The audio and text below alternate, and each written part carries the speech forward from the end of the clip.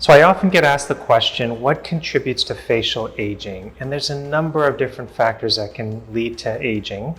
And we want to explore each of these factors in a little bit more detail to give you insight into your own aging process and explore some of the things that we might do together to help reverse or correct some of these signs of aging, or possibly even prevent. There are actually three things that I think about when I'm thinking about facial aging. The first is natural aging, the second is lifestyle factors, and then the third is health and genetics. We'll talk more about each of these. We're going to go into a lot more detail, and let me start by just the natural overall aging process that we're all destined to go through. And usually there's different things that are happening at different tissue layers. Our skin and some of the underlying tissues tend to lose collagen and elastin, so they lose their bounce, they lose their thickness and support. Our fatty tissue layer starts to recede down in certain areas like our temples, our cheeks, our folds, under eyes, lower cheek area. These are all tending to lose volume, while certain areas actually tend to get bigger, like the double chin region, the jowl region. So this imbalance leads to more of a heavy appearance in the lower face, more of a sunken appearance in the mid face and upper face. Our muscles have also been exercising throughout their lives and developed certain memory lines, whether it's the lip lines, whether it's the crow's feet, frown lines, forehead lines, bunny lines. These are all lines of expression that start to develop permanent memory in the skin and some of the deeper tissue layers. And then finally, our bony structure, our bone and support, which provides more tone and tension to the soft tissue envelope, is shrinking with aging. And when this happens, this loss of support also causes a descent of tissue. And I use the analogy of a trampoline. If we move the trampoline support structures closer together, they start to lose their bounciness. The loss of collagen and elastin in our skin, loss of volume loss in the fat, the muscle, repetitive movements causes etched in lines, and our loss of bony support, these all contribute to the aging process. Aging is a gradual and cumulative process, and we really start seeing the signs of it in our 30s, and they accumulate over our 40s, 50s, and beyond. There are actually changes that are more prominent as each decade passes, and so let's just go over it by decade. There will be a little bit of variation if you have a very fair skin type versus if you're more olive or darker skin. But generally speaking, in the 30s is when we start to notice some lines across our forehead. Maybe we'll have a little beginning of an etched in line on our frown line, as well as the beginning of some crow's feet. And then I think the other thing that I frequently see is just the start of a loss of volume of the cheeks. Leading people, they don't really notice a loss of volume in the cheeks. What they notice is a little bit more heaviness right in this area and the beginning of a fold here, and sometimes too the start of an etched in line through here. And then the other thing that starts to happen, but you have to look for this to notice it, is the start of a loss of volume right in this area. And if you go like this, you can accentuate it and you can start to see that loss of volume. And one other thing, the lips will start to become a little bit smaller, and perhaps with more fine lines on them in your 30s.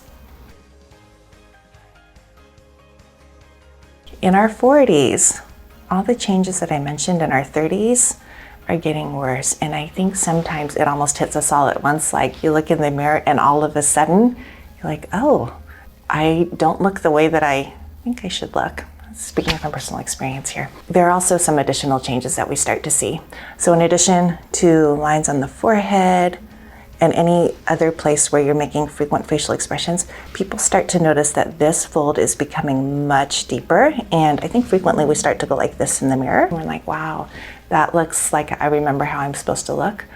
But I think there's some changes that occur on the eyelid skin that are much more dramatic in the 40s. People start to notice that the the eyelids are more saggy. Maybe they feel like their eyelid skin is resting on their eyelashes, and they start to notice the transition between the eyelid and the cheek much more dramatically. In some people, it's more of a fullness of the eyelid. In others, it's more of a hollowing. Sometimes it's just really the crepiness of the skin, as well as perhaps the start of some jowling. Jowling tends to become more prominent in the 40s as well.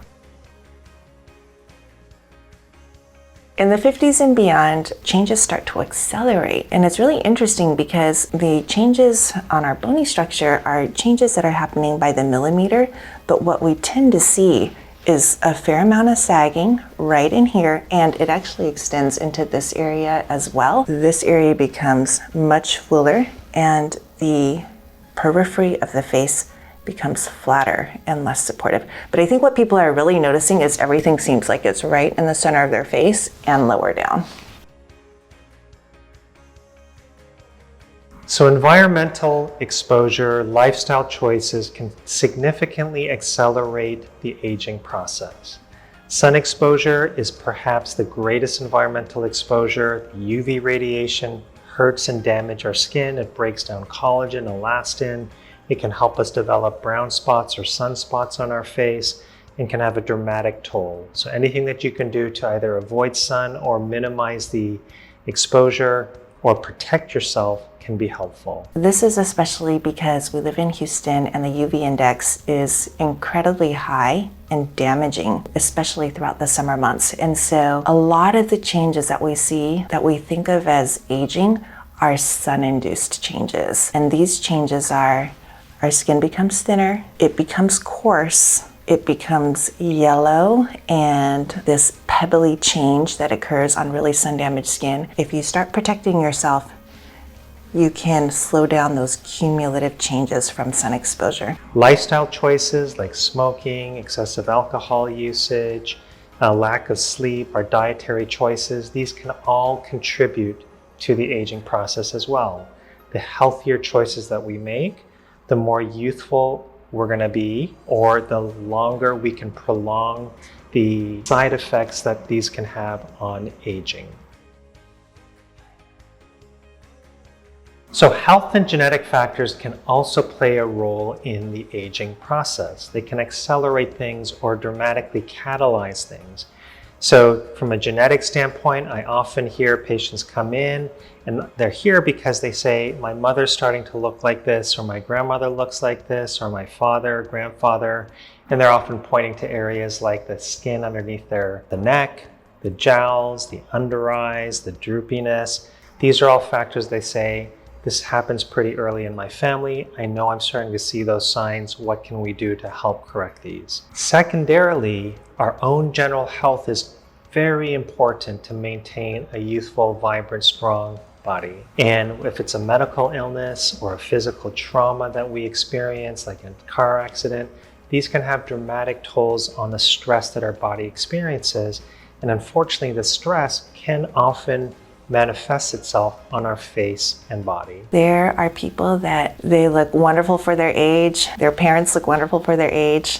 That's actually going to be what happens to my husband. I can only pray that that is my fate as well.